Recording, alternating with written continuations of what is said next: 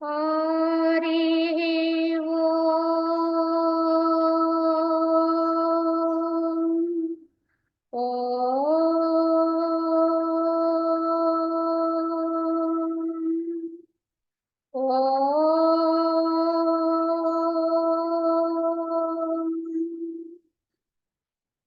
शुक्लाम्बरधरं विष्णुं शशिवर्णं चतुर्भुजं प्रसन्नवदनं ध्यायेत् सर्वविघ्नोपशान्तये अखण्डमण्डलाकारं व्याप्तं येन चराचरं तत्पदं दर्शितं येन तस्मै श्रीगुरवे नमः। ओम गुरुर्ब्रह्मा गुरुर्विष्णुः गुरुर्देवो महेश्वरः गुरु साक्षात् परं ब्रह्म तस्मै श्री गुरवे नमः। वन्दे परब्रह्म चिदात्मकं सद्वन्दे गुरुं शान्तमुमेशमीशं वन्दे शिवानन्द गुरुप्रवीरम् वन्दे सदा ज्ञानपि वन्दनीयान् अनन्त सुखदातारामखण्डानन्द विग्रहं दयालुमति सन्तुष्टं वन्देऽहं मम सद्गुरुं रागादिरोगान् सततानुषक्ता न शेषकाया प्रवृता न शेषान् औत्सुक्यमोहारतिदाञ्जिघाना यः पूर्ववैद्याय नमोऽस्तु तस्मै यः पूर्ववैद्याय नमोऽस्तु तस्मै।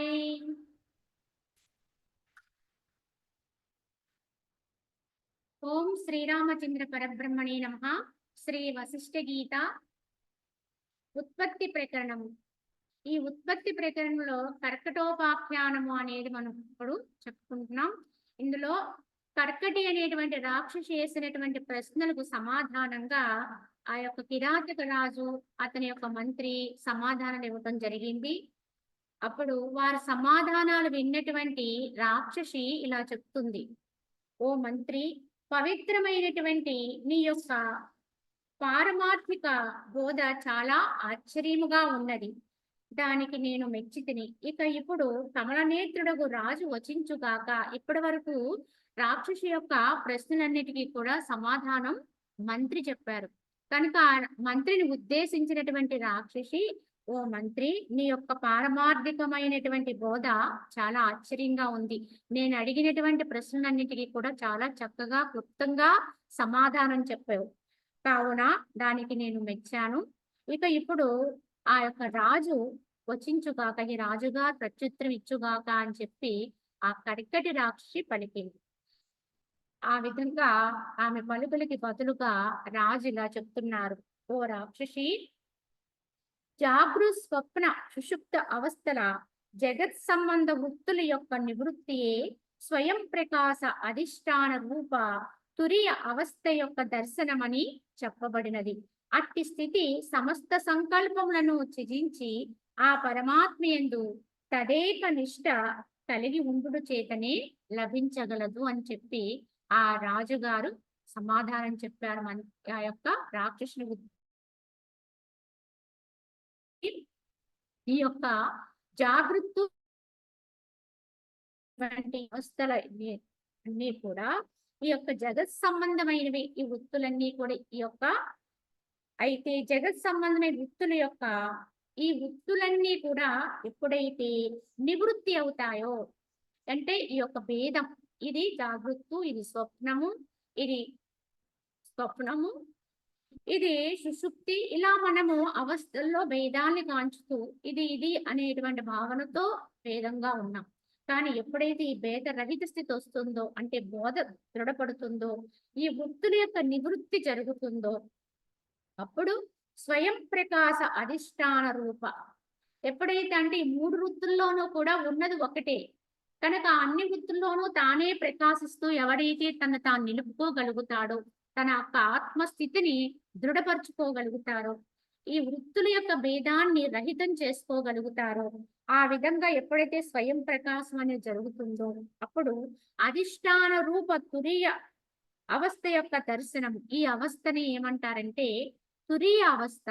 తురీయ అవస్థ యొక్క దర్శనం అని చెప్తారు. ఈ 3 వృత్తుల్ని దాటినటువంటి స్థితి. ఈ 3 వృత్తుల్లో ఉన్న భేదాన్ని అధిగమించినటువంటి స్థితి. ఇది ఇదంతా కూడా ఈ జగత్ సంబంధమైన విషయమే తప్ప యథార్థంగా ఈ 3 వృత్తుల్లో కూడా ఉండే తత్వము ఒక్కటే. ఎవరైతే ఆ తత్వాన్ని తత్వంగా అనుభవిస్తూ తాము అదిగా ఉంటారో వారు ఈ మూడింటిని కూడా అతీతమై ఉన్నటువంటి స్థితిలోకి వెళ్తారు.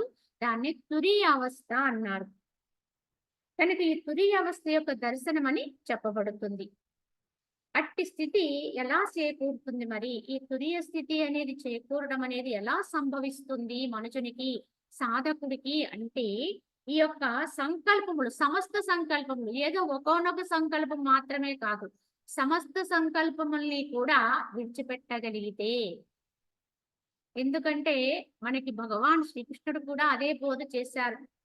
ఎందుకంటే స్థితప్రజ్ఞుడంటే ఎవరు అంటే ఎవడైతే సర్వ సంకల్పాన్ని కూడా త్యాగం చేయగలుగుతాడో, సకలమైనటువంటి కోరికల్ని కూడా విడవగలుగుతాడో ఆడు స్థితప్రజ్ఞుడుగా ఉండగలుగుతాడు అని చెప్పారు. అదే విధంగా సంకల్పాలు అనేవి ఏవో కొన్నింటిని మాత్రము త్యాగం చేస్తూ కొన్నింటిని ఉంచుకుని ఇలా మనం ఉన్నంత కాలము ఎప్పటికీ మనకి అవస్థ చేకూరదు. కనుక సర్వ సంకల్ప త్యాగం కర్మాచరణ జరుగుతుంది. కానీ ఎప్పుడు ఏది ఎక్కడ ఎలా జరగాలో అది నిర్దేశమై ఉంటుంది కనుక తదనుగుణమైనటువంటి కర్మాచరణ చేసుకుంటూ వెళ్ళిపోతాడు సాధకుడు. అంతే తప్ప నేను ఫలానాదే చెయ్యాలి, ఇదే చెయ్యాలనేటువంటి విధానానికి ఉండడండి. ఈ విధంగా ఎవడైతే వర్తమానంతో కూడి ఉంటాడో, ఆ వర్తమానాన్ని అనుసరించి కర్మాచరణ చేసేసుకుంటూ ఉంటాడో వాడు మాత్రమే ఈ తురీయ అవస్థని దర్శించగలుగుతాడు. దీన్నే పరమాత్మ యందు తదేకనిష్ట అంటే ఏకత్వ స్థితి. ఆ యొక్క నిష్ట అనేది అటు ఇటు కోల్పోకుండా ఎవరికైతే చేకూరుతుందో అట్టి వారికి ఈ యొక్క తురీయ స్థితి అనేది చేకూరుతుందని చెప్పారు.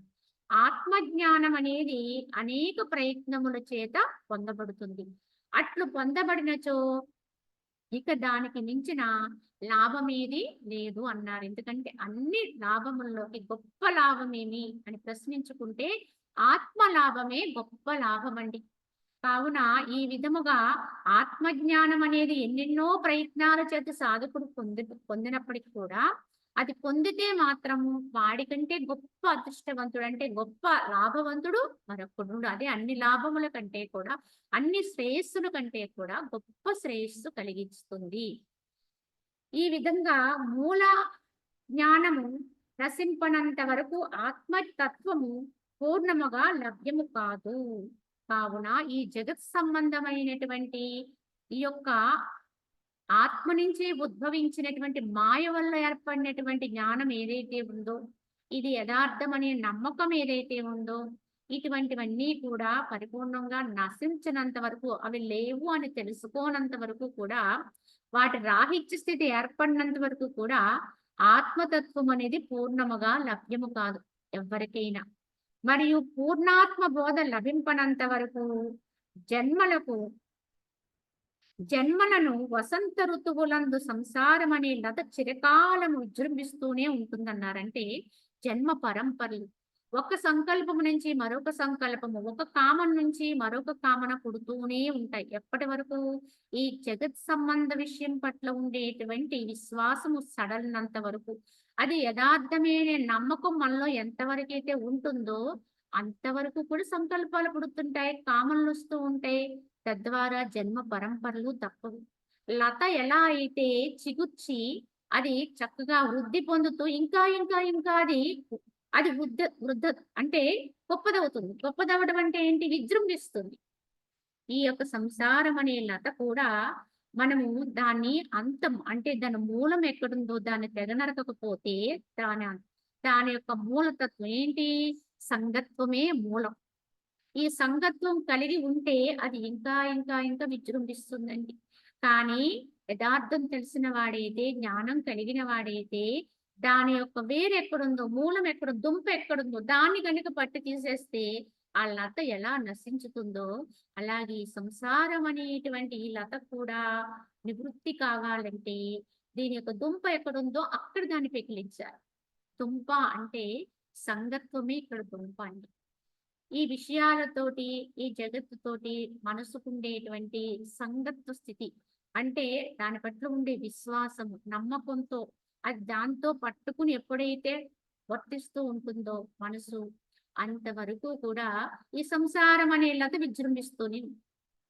కావున దాని మూలాన్ని కనుక్కొని ఆ లతని అలా అలా తీయాలని ప్రయత్నం చేయకుండా మూలాన్ని పెకిలించేస్తే ఎలా అయితే అది నశించిపోతుందో అలా సంగత్వ స్థితి, సప్తత అంటుకుని చేయటం, ఏ విషయాన్నైనా సరే తగులుబాటుతనంతో చేయటం, కృపణత్వం అంటే నేను అనేటువంటి వ్యక్తిత్వ భావనతో నేను పలానా వ్యక్తినై ఉన్నాను, నేను ఈ క్రియాచరణ చేస్తున్నాను, దీని ఫలం ఇదిగా వస్తుంది అనే భావన ఏదైతే ఉందో అదే వాళ్ళ కృపణత్వ దోషం అంటారు. దీని వల్ల కూడా మనకి ఈ సంగత్వం వల్ల ఈ సంసారం అనేది విజృంభిస్తూ ఉంటుంది.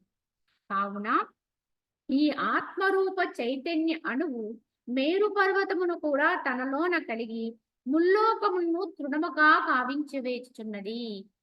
ఈ ఆత్మ ఎంత గొప్పది అంటే ఈ ఆత్మరూప చైతన్యాణువు ఇది అణు సముదాయంతో ఉంటుంది అన్నాం. అనేక అణువులు, అన్ని అణువులు కూడా చైతన్యంతో ఉంటాయి. ఈ అన్ని అణువుల యొక్క కలయికతో చైతన్యవంతమై ఉంటుంది. ఈ జగత్తు యావత్తు కూడా ఏకమై ఉంటుంది. కావున ఈ చైతన్యాణువు ఎలాంటిది అంటే మేరు పర్వతమును కూడా తనలోన అతి సూక్ష్మంగా చేసుకుంటుంది. ముల్లోకాల్ని కూడా దానిలో ఏదో ఒకోనొక అంశంలో చిన్ని భాగంలో ఇముడ్చుకోగలుగుతుంది. అంటే ఇంక ఎంతో విస్తారంగా, విశాలంగా ఆ యొక్క చైతన్యం అనేది ఇంకా విశాలంగా, శూన్యంగా ఉంటూనే ఉంటుంది. కనుక ఎంత గొప్పదైనా ఈ జగత్తులో మనం అనుకునేవి ఎంత గొప్పవైనా ఆత్మ విషయంగా, ఆత్మతత్వములో అవి తృణాతి తృణములు. అసలు లెక్కించటానికి వీలు లేనంతటి అల్పములవి. కావున మరియు తన లోపనున్న జగత్తును బయటకు త్రక్కి బాహ్యమునందలి అట్టి మాయారూపము కల్పిత ఆకారమును కాంచుచున్నది. అంటే ఏదైనా తన లోపల ఇముడ్చుకోగలుగుతుంది, అంత దానిలోనే ఉంది. ఎంత గొప్పదైనా దానిలో చాలా సూక్ష్మము, చాలా అల్పమవుతుంది. అదే ఆత్మ మరలా దానిలోనే ఉన్నటువంటి ఈ జగత్ విషయాన్ని ఏదైతే ఉందో ఈ దృశ్యం సమూహం ఇదంతా కూడా బయటికి ప్రతిబింబిస్తూ దానినే మాయగా ప్రకటింపజేస్తుంది. ఈ మాయ ఎప్పటి వరకైతే ఉంటుందో, ఈ బయటికి విస్తారం అవడం వల్ల వచ్చినటువంటి ఈ మాయ ఎంతవరకైతే ఉంటుందో, ఏ మనుషుడికైతే దీని ప్రలోభం ఉంటుందో అంతవరకు అజ్ఞానంలోనే ఉంటాం. అంతవరకు జగత్తు మనకి విశ్వాసంతో దృఢంగా దాన్ని నమ్మే ఉంటాం. ఈ విధముగా మనకి జన్మ పరంపరలో కూడా అదే కారణమవుతుంది. కావున ఈ జగత్తంతా ఎక్కడి నుంచి వచ్చింది అంటే ఆ విశాలమైనటువంటి ఆత్మనందే ఉన్నది ఇదంతా. దానిలో ఎక్కడోనొకనొక నాకు అంశమునందు ఉందా లేదా అన్నట్టుగా నీటిలో వచ్చిన ఆకృతిలేగా అది అప్పటికప్పుడు ఏర్పడి అదే బయటికి ఎప్పుడైతే అది పరివర్తనం చెందుతుందో అంటే బయటికి అది విజృంభిస్తుంది. ఎప్పుడైతే దృశ్యం మాదిరిగా అది మనకి లిఖింపబడుతుందో అది యథార్థము. అంటే ఎవరి యొక్క ఆత్మ చైతన్యము అంటే ప్రతి ఒక్కరిలోని ఆత్మ చైతన్యం ఉంది. వారిలో ఎవరైనా ఆ ఆత్మ చైతన్యాన్ని ఆత్మ చైతన్యముగా తమ లోపలే తామై తాము నిలుపుకోగలిగితే వారికి మాయ వచ్చేటువంటి అగత్యమే లేదు. ఎప్పుడు వస్తుంది మాయ అంటే అది బయటకు వచ్చినప్పుడే వస్తుంది. బయటకు రావడమే మాయండి. లోపల ఇమడమే జ్ఞానం, యథార్థం, మాయారహిత స్థితి. కనుక ఎక్కడోళ్ళం అక్కడ ఎలా ఉండేది అలా ఉంటే ఏ మాయా లేదు. కనుక ఈ మాయ ఎవరి నుంచి రాలేదు అంటే ఎవరో ఒకరు దీని ప్రయోగం చేయలేదు. భగవంతుడు కూడా దీన్ని సృష్టించలేదు. ప్రత్యేకంగా ఒక ఏర్పాటు చేసి ఇది మాయాలోకం అని చెప్పేది కాదు. ఎవరికి ఈ యొక్క ఆత్మ చైతన్యము వారిలో ఉన్నటువంటి ఆత్మ చైతన్యములోంచి మనసుగా అది వేరుపడి బయటికి తన్నుకుని వస్తుందో అప్పుడే మనకి ఈ మాయ అనేది అగత్యం. మాయ అనేది మనకి అవగతం అవుతూ ఉంటుంది. అది బయటకు రాకుండా లోపలే నిలిచిపోయింది అనుకోండి, సుస్థిర పడిపోయింది అనుకోండి, ఉన్న చోటనే ఉందనుకోండి, తాను పుట్టిన చోటనే, తాను ఉండవలసిన చోటనే లయంతో ఉందనుకోండి, అసలు మాయ వచ్చే ప్రమాదమే లేదండి. ఇలా అందరికీ కూడా మాయ అనేది సహజంగా ఎవరి నుంచి వారికి ఉత్పన్నమవుతుందండి ఈ జగత్తు. అందుకే జ్ఞానికి జగత్తు మిథ్య అనటానికి కారణం. ఈ మాయ ఎప్పుడు బయటకు వచ్చిందో అప్పుడు మనకి ఇదంతా యథార్థం అనే నమ్మకం వచ్చేస్తుంది. లోపలికెళ్ళిపోతే ఇది అసత్యము, దీనికి విలువ లేదు అనేది అర్థమవుతుంది. ఈ లోపలికి, బయటికి నడిచేదాన్నే మనము మనస్సు అంటాం. ఈ మనస్సు అనేది కూడా ఒక భ్రాంతేనండి. ఉంది అంటే ఉంది, లేదు అంటే లేదు. దానికి ఎంత విలువిస్తామో అది అంత గట్టి పడుతుంది. అన్ని గుణాలు తెచ్చుకుంటుంది. అంత విజృంభిస్తుంది. అది లేదు అన్నట్టుగా దాన్ని ఎంత స్థిరంగా మనము లేనట్టి స్థితిలో ఉంటామో అంత అది అల్పమైపోతుంది. అదంత స్వస్థితిని పొందుతుంది. అసలు పుట్టనే లేదు. పుట్టన దానికి కొట్టే అవసరమే లేదు. కావున ఈ విధంగానే మనసు పుడితేనే అండి చరిత్ర నడిచేది. ఈ కథ ఈ కథ అంతా, ఈ సాధనా క్రమం అంతా కూడా ఎందుకు అవసరమవుతుంది అంటే, ఆ పుట్టని పాము లాంటి అసలు లేని మనసును చంపడం కోసం. భ్రమామాత్రమైనటువంటి మనసుని రహితం చేయటం కోసమే ఈ సాధనా క్రమాలన్నీ ఉన్నాయండి. అంటే అది ఎంత గట్టిగా ఉందో గమనించండి. ఇదే మాయాతత్వం. కావున చైతన్యాణువులోన ఏ ఏ పదార్థము కలదో ఆయా పదార్థము బాహ్యమున ఉన్నట్లుగా భ్రమింపచేస్తూ ఉంటుంది. దాని లోపల ఏది ఉంటుందో అదే బయట కూడా ఉన్నట్టుగా కనిపిస్తుంది. కాముకుడు తన సంకల్పిత స్త్రీని బాహ్యమును కాంచి ఆమెతో చర్యలొనుస్తూ ఉంటాడు. కావున ఈ విధంగానే మొట్టమొదట ఎవరికైనా ఎక్కడ పుడుతుంది అంటే లోపల ఉన్న భావనే బయటికి వ్యక్తమవుతూ ఉంటుంది. లోపల వచ్చినటువంటి అవస్థే బయటికి వ్యక్తీకరణ అవుతుంది. అలాగే ఈ చైతన్యాణువులో ఉన్నటువంటిది ఏదైతే ఉందో అది భ్రమ మాత్రంగానే ఉంది అక్కడ. అదే భ్రమ బయటికి వెళ్ళగొక్కుతుంది. దాని నుంచి వస్తుంది. దాన్ని మనం మాయ అంటున్నాం. కావున ఈ విధముగా ఎవ్వరమైనా తెలుసుకోవాల్సింది విశ్వాత్మతత్వంతో ఈ జగత్తంతా ఏర్పడింది. కానీ ఆ విశ్వాత్మతత్వం ఏదైతే ఉందో అదే అంశ నువ్వు నేను అందరమయ్యున్నాం. అందరిలో ఉన్నది అదే తత్వం. ఇది ఎవరికైతే ఎప్పుడైతే అంటే తన స్వాత్మను తెలుసుకున్న వాడికి అనంతాత్మ యొక్క అనుభూతి కలుగుతుంది. ముందు స్వాత్మని గ్రహించాలి. స్వాత్మ యొక్క అనుభూతిని పొందాలి. కనుక ఈ స్వాత్మ యొక్క అనుభవంలోకి వెళ్ళాలి అంటే ముందు స్వాత్మ స్వయంలో ఉండాలి. అది ఇతరత్రా అనేకంగా మారకుండా, దాని నుంచి ఈ భ్రాంతి ఉద్భవించకుండా ఎప్పుడైతే మనము దాన్ని స్థిరపరచుకోగలుగుతామో, నిశ్చలం చేసుకోగలుగుతాము, అప్పుడు స్వాత్మానుభూతి. ఈ స్వాత్మానుభూతి వచ్చిన వాడికి అప్పుడు విశ్వం యొక్క స్థితిగతులన్నీ అర్థమవుతాయి. ఇది కూడా ఇట్లానే. ఎందుకంటే విశ్వాత్మకి ఒక నమూనా లాంటిదే ఈ స్వాత్మ స్థితి. ఈ రెండు ఒకటే. కనుక దీన్ని అర్థం చేసుకున్న వాడికి జగత్తు కాదు కదా, బ్రహ్మాండం అంతా, అనంతతత్వం అంతా కూడా అవగాహనకు వస్తుందండి. మహానుభావులు ఇలాగే మరి ఏదేదో గొప్ప గొప్ప తత్వాన్ని మరి వాళ్ళు అవగతం చేసుకున్న ఉన్న చోటనే ఉంటూ, వాళ్ళు ఎచ్చోటికి పోయి కాదు, ఏది కాంచి కాదు, దేహంతో వాళ్ళు ఎక్కడికి వెళ్ళనవసరం లేదు. వాళ్ళకి భూత భవిష్యత్తు వర్తమానములు ఒక్కటిగానే దర్శించగలుగుతారు. వాళ్ళకి కాలాల భేదము లేదు, అలాగే దేశాల భేదం ఉండదు. ఎందుకుండదు అంటే విశ్వతత్వంతో ఉంటారు కనుక అనంతమైన తత్వం ఏదైతే ఉందో దానితో అనుసంధానమై ఉంటారు. కావున అంతా ఎదుకవుతుంటుంది. అదండి దాని యొక్క గొప్పతనం. కానీ దాన్ని ఎవరైతే బయటికి ప్రదర్శనగా చేస్తూ ఉంటారో వాళ్ళు మాయలో పడిపోతారు మళ్ళీ. కానీ ఎన్ని తెలిసినా, ఎంత అర్థమైన పరిపూర్ణమైన జ్ఞాని మౌనిగానే ఉంటాడు. సత్తా సామాన్యంగానే ఉంటాడు.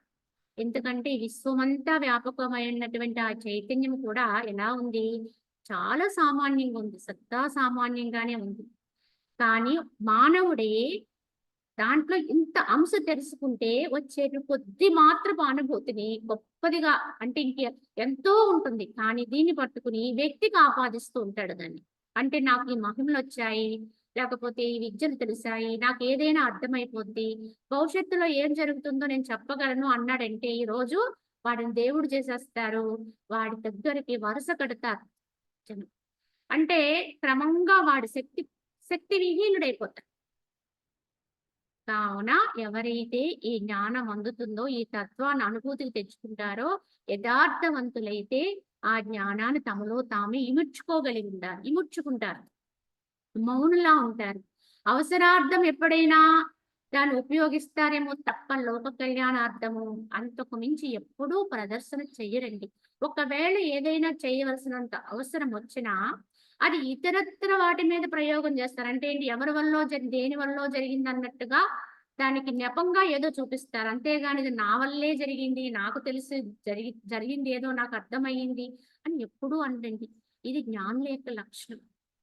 కానీ ఆ అనంత తత్వంలో ఇంత మాత్రపు అనుభూతి కలిగినా జగమంతా నీకు ఎరుకవుతుంది. ఇదే మహనీయుల యొక్క ప్రబోధము.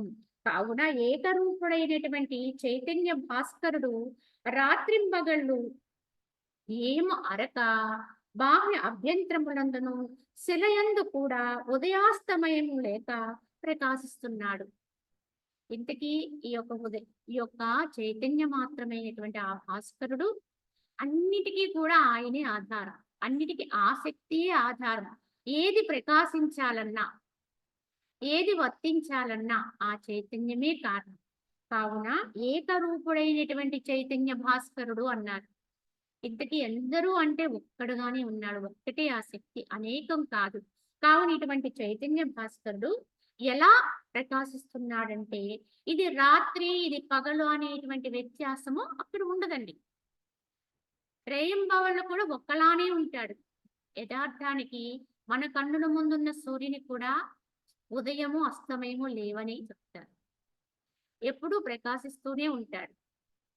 కానీ కొంత సమయం మనకు కనపడడు. కొంత సమయాన్ని మనం సూర్యుడిని దర్శించుకోగలుగుతున్నాం. ఎందువల్ల అంటే సూర్యుడు అలా ప్రకాశించడమే తన ధర్మంగా ప్రకాశిస్తూ ఉంటాడు. కానీ ఆయన చుట్టూ ఆ సూర్యగోళాన్ని చుట్టూ తిరుగుతున్న గ్రహాలు మాత్రము, అందులో ఈ భూమి తన చుట్టూ తాను తిరుగుతూ సూర్యుని చుట్టూ తిరుగుతూ ఉంటుంది. ఇది పరిభ్రమిస్తూ ఉంటుంది. అప్పుడు ఇది మన భూమి ఒక గోళాకృతిలో ఉండడం వల్ల భూమి యొక్క ఒక భాగము సూర్యుని వైపుకు వెళితే ఆ వైపు మనం పగలుగా తీసుకుంటాం. దాని యొక్క రెండో భాగము చీకటి కనుక అది రాత్రి. అందుకే ఈ భూమండలం మీద కొందరికి పగలైనప్పుడు కొందరికి చీకటి అవ్వడానికి కారణం. అంతే తప్ప ఈ రోజు మళ్ళీ పొద్దున్నే సూర్యుడు వచ్చాడండి, ఉదయం అండి, రేపు మళ్ళీ సాయంకాలం వెళ్ళిపోతాడండి, అస్తమయం అండి అనేది కాదు. వాస్తవానికి సూర్యుడు ఎప్పుడూ ప్రకాశిస్తూనే ఉంటాడు. అది ఆయన సహజ లక్షణం. మరి ఎందుకు రెయిన్బోలు వచ్చినాయి అంటే, మనమే ఆయనకి అభిముఖంగాను, తిరోముఖంగా వెనుక వైపుకి వెళ్తున్నాం.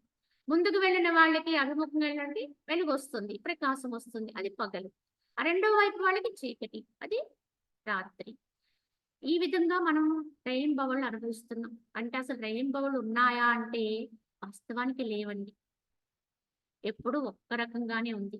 అలాగే ఆత్మ భాస్కరుడు ఎప్పుడూ ప్రకాశిస్తూనే ఉంటాడు.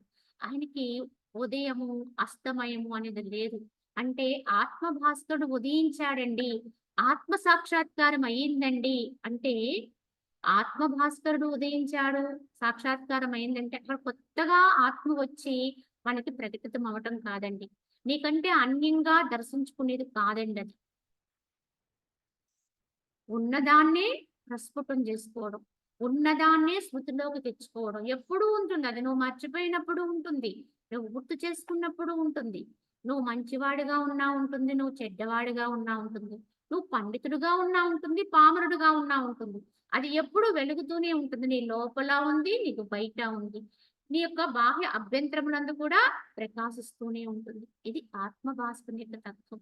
కానీ దాన్ని ఎవరైతే మర్చిపోతామో, స్మృతిని కోల్పోతామో, దాన్ని దర్శించలేక, దాన్ని ప్రస్ఫుటం చేసుకోలేక తమస్సుతో ఉంటామో, అప్పుడు మనకి స్వాత్మ అంటే ఆత్మదర్శనం కాదండి. అంటే లేనట్టుగా అనిపించేస్తుంది. మళ్ళీ మనం ఎంతో పని కట్టుకుని, ఎన్నో ప్రయత్నాలు చేసి, సాధనలు చేసి, మహనీయుల యొక్క సాంగత్యం చేసి, ఎలా అయితే మళ్ళీ మనలో ఉన్నటువంటి దాన్ని, ఈ తమస్సుని మనం రహితం చేసుకుంటామో, దీన్ని ఏదో రకంగా వదిలించుకుంటాము. దీన్ని తోమో, అరిగించో ఏదోటి. ఇలా సాధనల వల్ల చేయగా ఏమవుతుంది? దానికి ఆవరణ దోషం పోతుంది. ఈ మధ్యలో వచ్చినటువంటి తమస్సు కరిగిపోతుంది. ఈ తమస్సు కరిగిపోతే ఇక ఉన్నదేమిటో దానికి ప్రస్ఫుటం. అదే సత్యమండి. అదే యథార్థమండి. మబ్బు తొలగిపోతే ఆవల ఉన్న సూర్యుడు మనకి ప్రత్యక్షమైపోతాడు. మబ్బు అనేది తాత్కాలికమండి. సూర్యుడు ఎప్పుడూ వెలుగుతూనే ఉంటాడు. ఇదే విధముగా భాస్కరుడైనటువంటి ఆత్మ జ్యోతి మరి ఎప్పుడూ ప్రకాశిస్తూనే ఉంటుంది. కానీ తమస్సొస్తే జ్ఞానము ఉండడం వల్ల అది లేదన్నట్టుగా అయిపోతుంది. ఎవరికైతే తమస్సు కరిగిపోతుందో, జ్ఞాన వృద్ధి అవుతుందో వారిలో ఆ యొక్క జ్యోతి చక్కగా ప్రస్ఫుటమవుతూ ఉంటుంది. ఆ విధంగా ఆత్మ భాస్కరుడు, ఈ చైతన్య భాస్కరుడికి రేయింబవళ్ళు భేదమే లేదు. రాత్రి పగలు ఏమరక బాహ్యమునందు అభ్యంతరమునందు లోపల వెలుపల కూడా ప్రకాశిస్తూనే ఉంటాడు. అలానే కదిలే దాని యందు కదల దాని యందు. అంటే కొన్ని జీవులు కదులుతూ ఉంటాయి. ఈ చైతన్యంతో నింపబడినటువంటి ప్రాణులు, ఉపాధులు కదులుతూ ఉంటాయి. చరాచరములు అన్నాడు. చరిస్తూ ఉంటాయి. కానీ కొన్ని చరించినవి ఉంటాయి. జడాల్లో ఎక్కడుంటే అక్కడే ఉంటాయి. ఒక కొండ ఉంది. అది ఎప్పుడూ అక్కడే ఉన్నట్టుగా ఉంటుంది. ఒక రాయి అక్కడే ఉంటుంది. ఇలా కొన్ని కథలు ఉన్నాయి. కానీ కదలట్లేదు కదా చెప్పి అందులో ఆత్మ చైతన్యం లేదండి అంటే ప్రతి దాని యందు ఉందండి. కదలే వాణియందు కదలని వాణియందు ఉన్నది నేనే అయ్యున్నాను అని పరమాత్మ యొక్క సందేశం. కనుక శిలయందు కూడా ఉదయ అస్తమయములు లేక ప్రకాశిస్తూనే ఉంటాడు ఎల్లప్పుడూ కూడా. అదే విధంగా ఒక బీజం ఉంది, విత్తనం. ఈ బీజమునందు వృక్షము ఎలా ఉంటుంది? సూక్ష్మత్వంలో ఉంటుంది. కావున బీజమందు వృక్షము అభిన్న రూపమునున్నా అంటే ఆ బీజంలో మనకు వృక్షం కనపడిందా అంటే కనిపించదండి. అది చాలా సూక్ష్మాకృతిలో ఉంటుంది. దాని మూల అంకురం ఉంటుంది. కావున ఉన్న విధమున చైతన్య పరమాణువునందున్నటువంటి ఈ ద్వైత రూప జగత్తును అద్వైత రూపముగా చూచువాడే నిజముగా చూచువాడవుతాడంటే జ్ఞాని అవుతాడు అని భావన. కావున ఎలా అయితే బీజం ఇంతున్నా దాంట్లో మహావృక్షం ఉంది. ఈ మహావృక్షానికంతటికి మూలము బీజమే అనే జ్ఞానం ఎవరికుందో ఈ విధంగా తెలుసుకుంటాడో అదే విధముగా చైతన్య పరమాణువునందు ఆ చైతన్యమునందే మనం అనుకుంటున్నటువంటి ఈ విశాలమైన విస్తృతమైనటువంటి ఈ యొక్క జగత్తు యావత్తు కూడా ఈ బ్రహ్మాండం అని చెప్తున్నటువంటిదంతా కూడా దాంట్లోనే అద్వైత రూపములో రెండు లేని తత్వంగా అనేకంగా భాషిస్తున్నటువంటి ఇది అక్కడ అనేకము లేదండి. ఏకమై ఒక్కటై సూక్ష్మమై దాని ఎందు ఇమిడి ఉంది అని ఎవడైతే తెలుసుకుంటాడో, గ్రహిస్తాడో, చూస్తాడో వాడే నిజముగా చూచువాడు అంటే జ్ఞానాన్ని పొందినవాడు. కనుక అనంత చైతన్యము ఏదైతే ఆ చైతన్యములోనే ఈ బ్రహ్మాండం అంతా కూడా నిక్షిప్తమై ఉంది. చాలా అల్పాతి అల్పంగా అని ఎప్పుడైతే మన అనుభవంతో గ్రహించుకోగలుగుతామో, ఇది గ్రహించాలంటే ముందు నీ స్వాత్మానందం నీకు తెలియాలి. స్వాత్మ స్థితి అనుభూతికి రావాలి. అప్పుడే ఈ అనుభవాన్ని తెలుసుకోగలుగుతాడు. కావున వాడే జ్ఞాని అవుతాడు అని చెప్పి ఆ రాజుగారు పలికారు. కావున ఆ మంత్రి గారు చెప్పిన మాటలు విన్నది ఆ రాక్షసి. అలాగే రాజుగారు చెప్పినటువంటి ఈ యొక్క వచనాలు కూడా విని ఆ రాక్షసి అంటుంది, ఆహా! మీ ఇరువురి యొక్క ప్రజ్ఞ ఎంత పవిత్రమై ఉన్నది. అయ్యది అస్తమించిన జ్ఞాన భాస్కునిచే ప్రకాశితమై ఉన్నది. కనుక మీ ఇరువురు ఈ రాజు మంత్రిగా ఉన్న మీరిద్దరి యొక్క జ్ఞానము చాలా ఉత్తమోత్తమై ఉన్నది అని చెప్పి ఆ రాక్షసి వారిని ప్రశంసించింది. ఇంకేముంటుంది అంటే మీ వంటి జగత్పూజ్యులవు వివేకవంతులే సేవింపదగిన వారిని నేను ఎంచుతున్నాను. కనుక మీలాంటి మహనీయుల్నే సేవించగలిగి ఉండాలని నేను అనుకుంటున్నాను. ఏలయనగా చంద్రునిచే కలువ తీగవలే మీ యొక్క సత్సాంగత్యముచే నేను జ్ఞాన వికాసాన్ని పొందగలిగాను. కావున మీ వంటి మహనీయుల యొక్క దర్శనము, సాంగత్యము ఎల్లవేళలా కోరగలిగి ఉండాలి అని చెబుతూ, ఓ రాజా, పుష్పము యొక్క సంపర్క మాత్రముచే సుగంధమును, సూర్యుని యొక్క సంబంధ మాత్రముచే కమలం యొక్క వికాసము సంభవించినట్టుగా సజ్జనుల యొక్క సాంగత్య మాత్రమున శుభమే శ్రేయస్సే చేకూరుతుంది. ఎలా అయితే ఆ పుష్పాన్ని కేవలం సంపర్కం కేవలం తాకినా ఆ పువ్వు నుంచి మనకి ఎంతో సుగంధం వస్తుంది. అలాగే ఆ యొక్క సూర్యుని యొక్క ఉదయంతోటి సంబంధ మాత్రము చేత ఫలువులు ఇచ్చుకుంటాయి. ఈ విధంగా కమలం యొక్క వికాసం సంభవించినట్లుగా ఈ జ్ఞానులు సజ్జనుల యొక్క సాంగత్యము చేత మానవుడికి శ్రేయస్సు చేకూరుతుంది. ఇది తథ్యము అని చెప్పి ఆ రాక్షసి తన యొక్క భావాన్ని వ్యక్తం చేస్తుంది. కావున మహాత్ముల యొక్క సాంగత్యముచే జీవుని మరల దుఃఖము ఎన్నటికీ బాధించకుండా ఉంటుంది. ఈ మహనీయుల యొక్క సాంగత్యాన్నే కోరాలి సాధకుడు. చేతి యందు దీపము కలిగి ఉన్నవాడు అంధకారముచే ఎలా అయితే బాధపడే అవసరము రాదో, అలానే ఎక్కడెవరికైతే సజ్జన సాంగత్యవంతంలో ఉంటామో వాళ్ళకి దుఃఖం వచ్చేటువంటి అగత్యం రాదండి. ఈ యొక్క తమస్సు మీద పడేటువంటి అగత్యము రాదు అని చెప్పి ఆ రాక్షసి తన అభిప్రాయాన్ని ఆ రాజు మంత్రులతో చెప్పింది. ఈ విధముగా చెప్తున్నటువంటి వారి గురించి వశిష్ఠుల వారు చెబుతూ, ఓ రామచంద్ర, ఆ రాక్షసి ఇట్లు పలికి, హారకుండల కటకమాలాదును ధరించి ఉత్తమ స్త్రీ రూపమును ధరించినదై రాజుతో ఇక వెడలదమని వచింప, అంతటా ఆ రాజా మంత్రులు ఇరువురు కూడా ముందు జన వెనుక రాక్షసి నడవసాగింది. ఆమె ఒక సుందరమైనటువంటి స్త్రీలా మారిపోయింది తన మాయ చేత.